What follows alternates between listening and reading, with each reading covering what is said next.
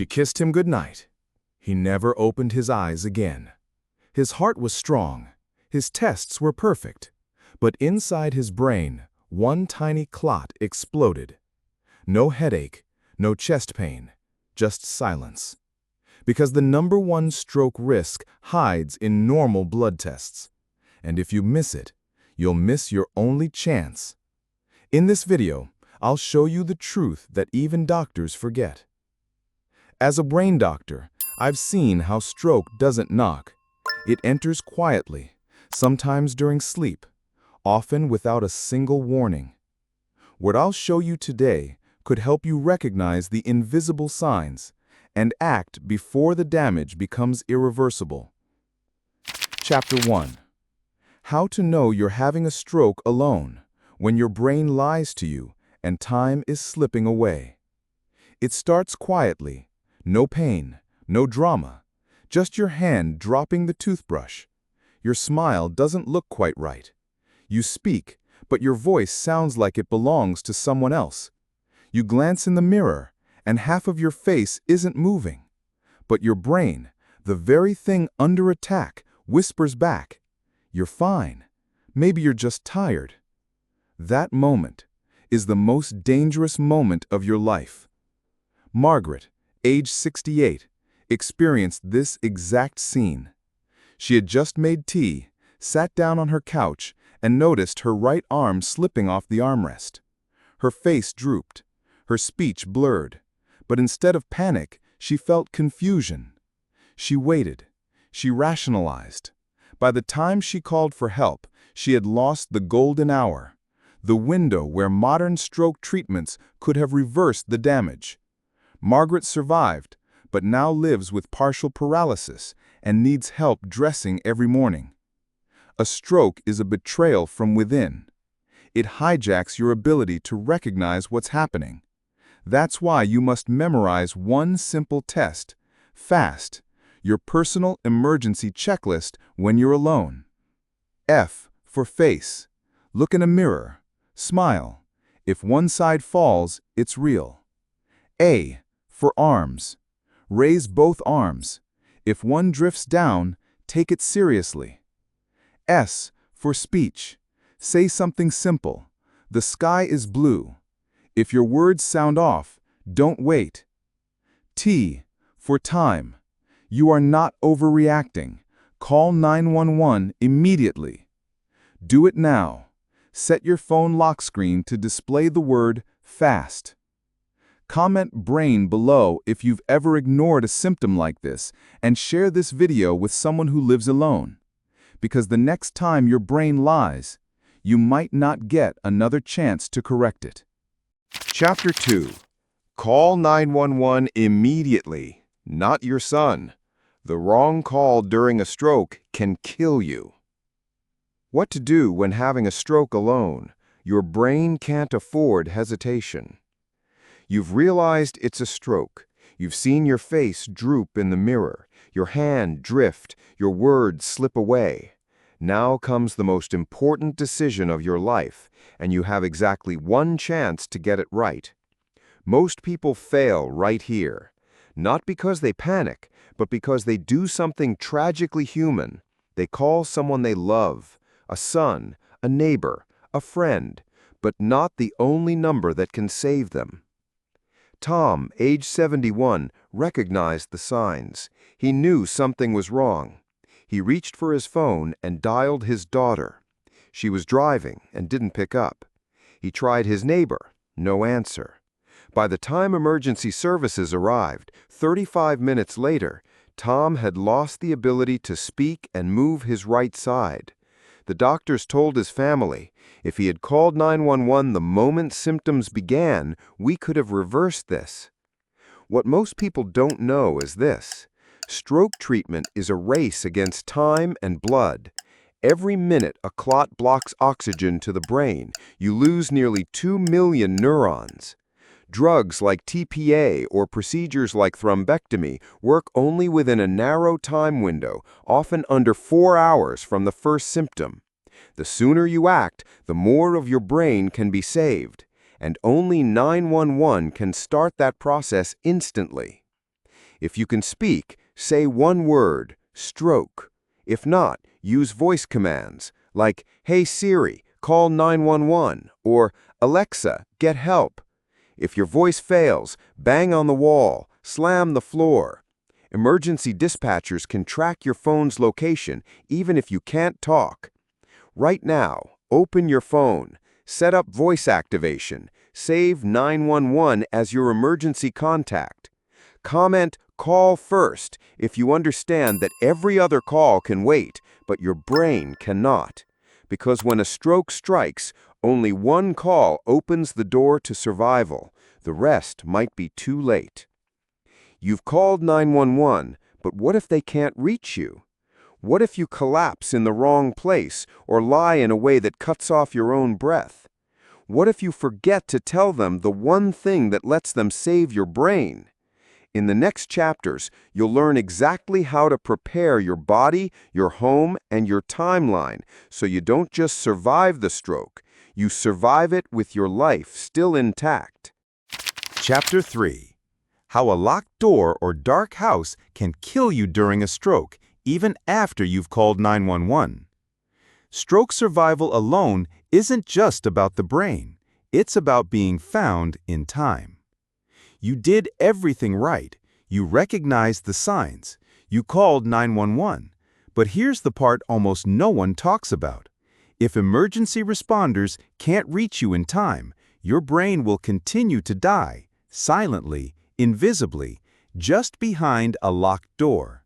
That door, that light switch, that final movement you choose could become the line between life and irreversible damage. James, 74, suffered a stroke at 5:41 a.m. He called for help but left the porch lights off and the front door locked. The EMTs arrived within 9 minutes but had no visual confirmation, no answer at the door, and no way in. They called dispatch, requested permission to force entry, and waited outside. By the time they got inside, nearly 6 minutes later, James had fallen while trying to crawl to the door. He hit his head on the floor. His brain was already swelling. 1 minute more and he would have stopped breathing. During a stroke, your brain is starving. Your blood vessels are under siege. Any extra exertion, getting up, walking, dragging your body across the room, can spike your blood pressure, rupture fragile vessels, and make the damage worse. But what you can do, if you're still conscious, is powerful. Open the door. Turn on every light. Lie down in plain view, near the entrance. Make your home visible. You're not being dramatic. You're giving paramedics the only map they can follow. Set up motion lights on your porch today. Hide a spare tea where first responders can find it. Talk to a neighbor. Create a plan. Comment "Unlocked" if you realize now that even the right call won't matter if no one can reach you. Because 911 can only help if your home lets them in before your brain shuts down. Chapter 4. The best position to survive a stroke alone. Why lying down wrong could choke you to death. During a stroke, gravity can be your enemy or your lifesaver. You've called for help, the door is open, the lights are on. But now comes the moment where many stroke victims make a final, fatal mistake by lying down in the wrong position. Most people don't realize this, but the way your body rests after a stroke can determine whether you stay alive or silently suffocate before help arrives. Linda, 66, collapsed beside her bed after calling 911. She lay flat on her back, face tilted slightly upward, breathing slowly but unevenly. When paramedics entered 12 minutes later, she was still conscious, but barely. Her throat was filled with secretions. She had aspirated. The stroke had damaged the nerves that controlled her swallow reflex. What used to be saliva had become poison. Linda survived, but now eats through a feeding tube. When your brain is under attack, simple bodily functions betray you. You may not be able to swallow or cough properly. If you lie flat, Fluids can pool in your throat. If you lie face down or twisted, your airway can collapse. What your body needs is stability, oxygen, and a clear path to breathe. That's why medical responders recommend the recovery position, lying on your side with your top leg bent and your bottom arm supporting your head. This keeps your airway open and reduces the risk of choking. If you can't move fully into position, at least tilt your head to the side and avoid lying flat on your back. Right now, practice the recovery position on the floor. Teach someone you love. Place a small pillow nearby just in case. Comment "position" if this is the first time you've heard that how you lie down can save your life. Because when your brain can't protect you, the way you fall might be the only thing that still can. Chapter 5. Record the exact time your stroke starts, or you might lose the one treatment that could save your brain.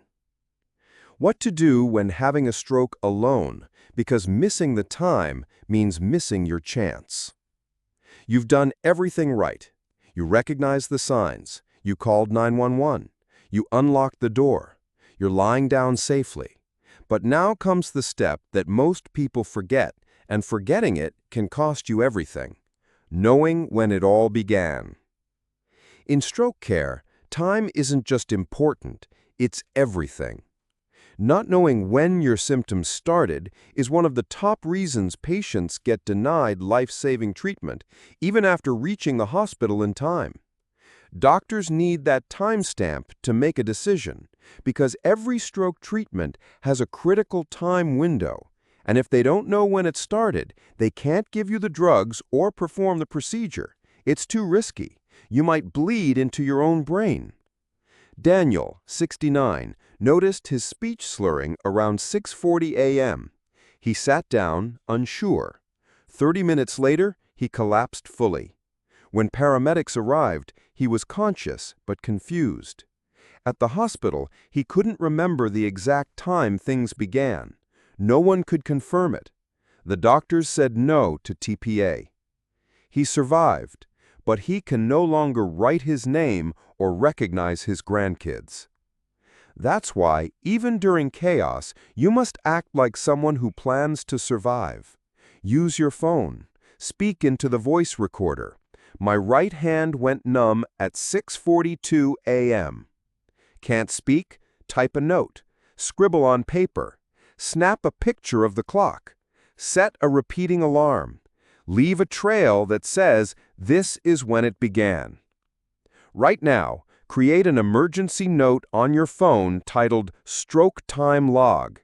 Add a shortcut to your home screen. Comment "Time marked" if you've done it. Because if you can't say when the stroke started, no one will know how to save your brain. Surviving a stroke alone. You only get one chance. Make it count. This is more than advice. It's your emergency rehearsal. You've just learned what most people only realize too late. A stroke doesn't wait. It doesn't knock. It doesn't give second chances. And if you're alone when it happens, the only thing between you and permanent brain damage is what you remember from this video. Let's go over it one last time. You see something's wrong? Run the FAST test. You confirm the signs? Call 911, no one else. You're waiting for help? Unlock the door, turn on the lights, lie still. You're conscious, position your body to protect your airway. And through it all, record the exact time your symptoms began. Each one of these 5 steps is simple, but skip even one and everything changes. The difference between walking out of the hospital or never walking again could be 2 minutes, 1 call, or a single sentence you forgot to say. You are not helpless. You are not waiting to be rescued. You are preparing to survive. And if you've watched this far, then you're already doing more than most. But someone else you love, someone else who lives alone, still doesn't know what you now do. Right now, comment "I'm ready" if you've learned something that could save your life. Then share this video with just one person who needs it, one friend, one parent, one neighbor, and tell them, watch this before it's too late, because a stroke won't wait. But now, you won't either.